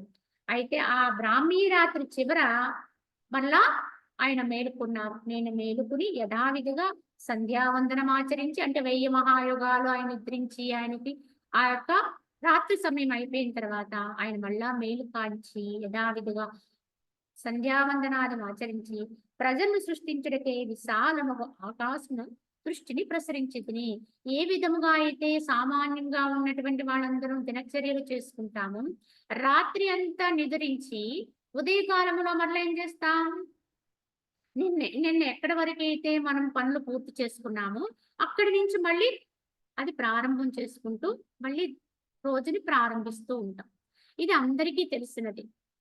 బ్రహ్మదేవుడు వారు చేసేది కూడా అదేనండి. కాకపోతే ఆయన పని ఆయన చేస్తారు. మన పని మనం చేసుకుంటాం. మనకి ఇక్కడ క్రియలే చాలా గొప్పవిగా అనిపిస్తాయి. ఈ వ్యవహారాలే చాలా గొప్పవిగా అనిపిస్తాయి. కనుక వీటిలో తనమునకలవుతూ అవే ఆచరిస్తూ మన్నాడు అంటే రేపటి దినములో మళ్ళీ వాటిని కొనసాగిస్తూ ఉంటాం. బ్రహ్మదేవుడు చేసేది కూడా అంతే తేలిగ్గా మనం ఈ చిన్న పనుల్ని ఎంత గొప్పగా భావిస్తూ దీన్ని ఎలా చేస్తున్నామో బ్రహ్మదేవుడు చేసే పని ఏమిటి? ఆయనకి కూడా మన పనుల్లాంటి పని సృష్టికారి. సృష్టి అంతా చేయటం, యావత్తు బ్రహ్మాండాన్ని కూడా సృష్టించడం, దాంట్లో ఎన్నెన్నో రకాల రూపాల్ని, రకరకాల గ్రహాల్ని, మండలాల్ని, అనేక పాలపుంతల్ని, రకరకాలైనటువంటి విధానాల్లో సృష్టి చేస్తూ, నక్షత్ర మండలాన్ని ఇలా ఎంతోనండి అపూర్వమైంది సృష్టి మనకు తెలియదు. ఇలాగ సృష్టించి ఒక మళ్ళీ 1000 మహాయుగాలు దీన్ని అలాగా గడిపి 1000 మహాయుగాలు అయిపోయిన తర్వాత దాన్ని మళ్ళీ అలాగ తీసేసి అదే ప్రళయం. అంటే ఆయనకి రాత్రి వంటిది. సర్వసామాన్యం. మనకి ఎలా అయితే పగలు గడిచిపోయి రాత్రొస్తే ఎంత సామాన్యంగా చూస్తామో, అది ఆలవాగా రోజు జరిగేదే కదా అన్నట్టుగా చూసి, మన దినచర్యలు అక్కడ ఏం చేయాలో రాత్రయితే ఏం చేస్తాం మనం? మన కార్యక్రమాలన్నీ ముగింపు చేసుకొని, సర్దిపెట్టేసుకొని నిద్రిస్తాం. అంటే విశ్రాంతికెళతాం. అదే విధంగా బ్రహ్మదేవుడు కూడా తన గతంలో చేసినటువంటి సృష్టినంతటిని కూడా పక్కన పెట్టేసి, అంతటిని కూడా సర్దేసి ఓ పక్కన పెట్టేసి ఆయన విశ్రాంతికెళ్తారు. అలా మళ్ళా 1000 మహాయుగాలు నిద్రించి సామాన్యమైన విధానం. ఆయన అనుకుంటారు పడుకున్నాం, లేచాం, మళ్ళీ పని మొదలుపెట్టాం, పని అయిపోయింది, మళ్ళీ రాత్రి అయింది, మళ్ళీ పడుకో అని సామాన్యంగానే ఆ సృష్టి కార్యం చేస్తుంది. అదే విధంగానే ఒకానొక కల్పాంతరములో ఆయన ఆ విధంగా విశ్రాంతి తీసుకుని మళ్ళీ ఉదయకాలం అవుతుందన్నప్పుడు ఆయన లేచి సంధ్యావందనాది క్రియలు ఆచరించుకుని మళ్ళా సృష్టించుటకై ఆయన విశాలమైనటువంటి ఆకాశము అంటే శూన్యములోకి దృష్టిని సారించారు. ఎందుకంటే ఈ సృష్టి అంతా ఎక్కడ చేస్తున్నారండి అంటే శూన్యములోనే. శూన్య నగరాలు ఇవన్నీ కూడా ఊహతో సృష్టి ఎలా అయితే ఒక మనిషి అలా ఉండి మనం ఎలా అయితే ఎక్కడో ఉందన్నట్టుగా ఊహ చేసుకుని ఒక పెద్ద రాజ్యాన్ని సృష్టించొచ్చో బ్రహ్మదేవుడు గారి సృష్టి కూడా అట్లాంటిది. అందుకే ఇది మాయా అని చెప్పడానికి కారణం. ఇక్కడికి ఇది ఊహానగరం కింద ఆయన విశ్వంలో ఆ యొక్క శూన్యములోకి దృష్టిని సారించారు. అత్తరి ఆ విశాల ఆకాశమున వేరువేరుగా ఉన్నవియు గొప్ప గొప్ప వ్యవహారములతో కూడినవియు ప్రతిబంధము లేనివియు అయినటువంటి అనేక బ్రహ్మాండములు మనోదృష్టితో వీక్షించితిని. ఇంతకీ నేనేదో సృష్టి చేద్దామని అక్కడ ఎప్పుడైతే సంకల్పించి ప్రయత్నం మొదలు పెట్టానో అప్పటికే అక్కడ సృష్టి జరిగినట్లుగా అక్కడ వస్తున్నట్టుగా ప్రతిబంధము లేకుండా ఉన్నటువంటి బ్రహ్మాండాన్ని ఆయన వీక్షించారు. ఈయన చేయనటువంటి సృష్టి అప్పటికే సృష్టింపబడి ఉంది అక్కడ. అయితే అట్లు చాలాసేపు ఆ విధముగా మనసు చేయవాన్ని వీక్షించి పిదప ఆ జగత్ సమూహం అందరి ఆకాశము నుండి ఒకోనొక సూర్యుడిని పిలిచాడు ఈయన. ఎందుకంటే ఆ బ్రహ్మాండాలన్నీ కూడా అలాగా ఆ విశ్వములో అంటే ఆ యొక్క శూన్యములో తిరుగుతూ ఉన్నాయి. అంటే బ్రహ్మదేవుడు సృష్టించేటువంటి సృష్టిలో కూడా ఎన్నో బ్రహ్మాండాలు ఉంటాయండి. ఒక్క బ్రహ్మాండమే కాదు, మన బ్రహ్మాండం మనం ఒక్క దాంట్లో ఉన్నాం. ఇంకెన్నో ఉంటాయి ఇటువంటివి. ఇటువంటి భూములు ఎన్నున్నాయో మనకు లెక్కకు మిక్కిలండి. ఇది అర్థం కాదండి. దీన్ని ఎంత విచారించినా దీని అంతము తెలియదు. దీనికి అధీసుడైనటువంటి, దీనంతటికి మూలకర్త అయినటువంటి ఈశ్వరుని శరణవేడితే తప్ప దీని తత్వాన్ని అర్థం చేసుకోవడం ఎవ్వరికి వీలు కానిది.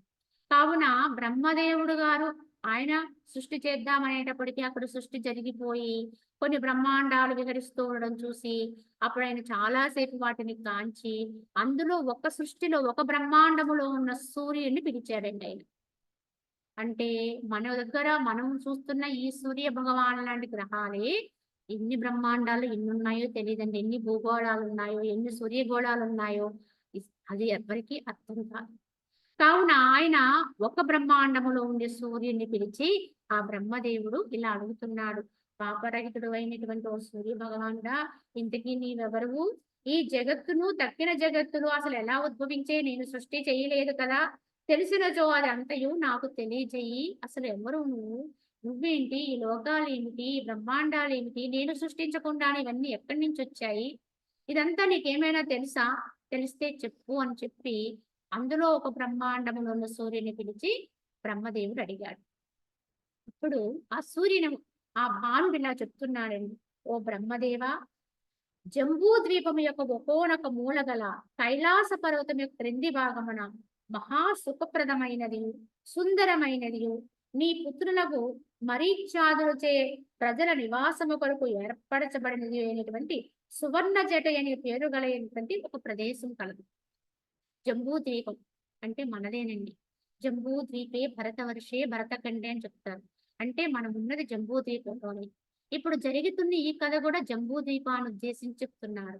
ఈ జంబూ ద్వీపం యొక్క ఒకోనొక మూల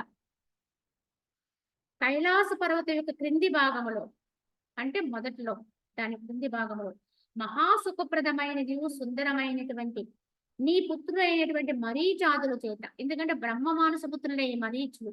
కావున అలాంటి వారు ప్రజలు నివాసము కొరకు ఏర్పరచబడినటువంటిదైనటువంటి సువర్ణ జట అనే పేరు కలిగిన ఒక ప్రదేశం ఉందట. అచ్చోట మహాధర్మాత్ముడును, బ్రహ్మ విత్తముడును, పరశాంతుడును, కశ్యపుని వంశమును జనించిన వాడైనటువంటి ఇందు అనేటువంటి ఒక బ్రాహ్మణుడు ఉండేవాడు. ఆ జంబూ ద్వీపములో ఒక మహాత్ముని యొక్క వంశములో జన్మించినటువంటి బ్రాహ్మణుడు ఇందు అనేటువంటి పేరు కలిగిన ఒక ఆయన ఉన్నాడట. ఆ మహాత్మునికి ప్రాణప్రియ అయినటువంటి ఒక భార్య కలదు. కానీ మరుభూమి ఎందు గడ్డి మొలవనట్లు ఆమె ఎందు అతనికి సంతతి కలగలేదు. అయితే ఈ కారణము చేత ఆ దంపతులిరువురు కూడా ఖిన్నులై పుత్ర సంతానము నిమిత్తమై తపస్సు చెయ్యనించి కైలాస పర్వతము ఎక్కి ప్రాణులు లేని ఏకాంత స్థలమున జలమును మాత్రం ఆహారముగా గైకొని వృక్షం వలె నిశ్చలముగా ఉన్నవారే ఘోరమైన తపస్సు చేశారంట ఆ భార్యాభర్తలిద్దరు సంతాన ప్రాప్తి కొరకు. అట్లు చాలా కాలము తపస్సు చెయ్య అంతటా చంద్రమౌళి అయినటువంటి శివుడు వారి తపస్సునకు మెచ్చి మందస్మిత వదనుడై ఇట్లు పలికిన. శివుడు ప్రత్యక్షమై ఈ విధంగా వారితో పలికాడు. ఓ బ్రాహ్మణుడా, నీ ఎడల ప్రసన్నుడనైతిని, నీకిష్టం వచ్చిన వరమును శీఘ్రముగా గైకొను అని చెప్పి ఆ యొక్క పరమాత్మ శివుడు వారిని ఉద్దేశించి పలికాడు. దానికి అప్పుడు ఆ విప్రుడు ఇంద్రుడు ఇలా చెప్తుంటాడు. దేవా, దేవేశ్వర, మహాత్మా, మహాధీమంతులను, ఉత్తమ గుణ సంపన్నులు అయినటువంటి 10 కుమారులు కలుగుగాక అని అడిగాడండి. ఎందుకంటే సంతానం కొరకు, సంతాన ప్రాప్తి కొరకు నేను ఇంత తపస్సు చేశాను. కావున మహాధీమంతులు, ఉత్తమ గుణ సంపన్నులైనటువంటి ఒక్కరు కాదు, ఇరువురు కాదండి, 10 సంతానం కావాలని కోరాడు ఆ బ్రాహ్మణుడు. దానిచే పుత్రులు లేని దుఃఖం మరల నన్ను ఎప్పటికీ బాధించదు కనుక నాకు విధమైనటువంటి వరాన్ని ప్రసాదించు అని చెప్పి ఈ ఇంద్రుడు ఆ యొక్క కైలాసాధిపతి అయినటువంటి ఈశ్వరుని ప్రార్థించాడు. ఆ విధముగా చెప్తే అప్పుడు ఈ యొక్క బాణుడు ఇలా చెప్తున్నాడు. ఓ బ్రహ్మదేవ, ఆ విధంగా ఇంద్రుడు ప్రార్థిస్తే ఓ బ్రహ్మదేవ ఆ బ్రాహ్మణు యొక్క ప్రార్థనను విన్నటువంటి ఆ ఈశ్వరుడు అట్లే అవుగా కనపలికి అంతర్ధానమయ్యింది. ఇట్లు శివుని వల్ల వరమును పడిసినటువంటి ఆ బ్రాహ్మణ దంపతులు అంతటా దివ్య శరీరధారులైనటువంటి ఉమామహేశ్వరులు కైలాసాకాశం గురించి వెళ్ళినట్లు స్వగృహనకు వెడలని. కనుక ఆ బ్రాహ్మణ దంపతులు ఇద్దరూ కూడా ఆ వరాన్ని పొంది సంతుష్టులై ఆనందపడి వారి స్వగృహానికి వెడలిపోయారు. అట్లు ఆ బ్రాహ్మణ స్త్రీ గర్భవతి కాలక్రమమున పాడ్యమి చంద్రుని వలె కోమలుడును సౌందర్యవంతుడు అయినటువంటి 10 మంది పుత్రులను భూమి నూతనాంకురము ఉత్పన్నమనొచ్చినట్లుగా ఆమె ప్రసవించింది. 10 మంది పుత్రుల్ని ఆమె ప్రసవించింది. ఆమె గర్భవతి. వర ప్రభావం వల్ల ఆమె 10 మంది పుత్రులకి తల్లి అయినది. పిమ్మట చాలా కాలములకు తత్వజ్ఞులైన ఆ జననీ జనకులు ఇరువురును కూడా తమ భౌతిక దేహముల వీడి విదేహముక్తులైరి. కొంతకాలం ఆ బిడ్డల్ని సాకారు, వాళ్ళని పెంచారు, పెద్ద చేశారు, అచ్చట ముచ్చట తెచ్చుకున్నారు. కొంతకాలానికి కాలక్రమంలో విధివశంగా ఆ బ్రాహ్మణ దంపతులిద్దరూ కూడా దేహాన్ని విడిచిపెట్టారు.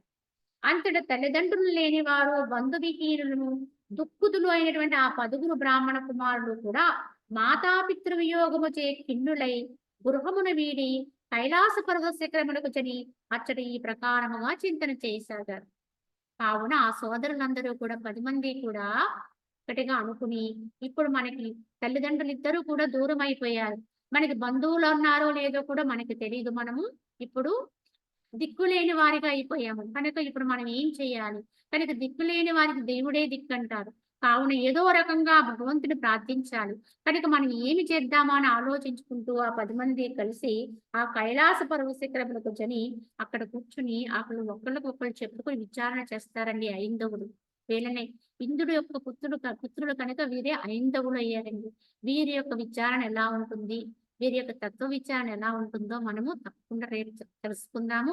వశిష్ఠుల వారు ఈ విషయంగా ఏమేమి శ్రీరాముడికి బోధ చేస్తారో ఈ ఐందవ ఉపాఖ్యానంలో తెలియజేసుకుందాం. హరి ఓం తత్సత్.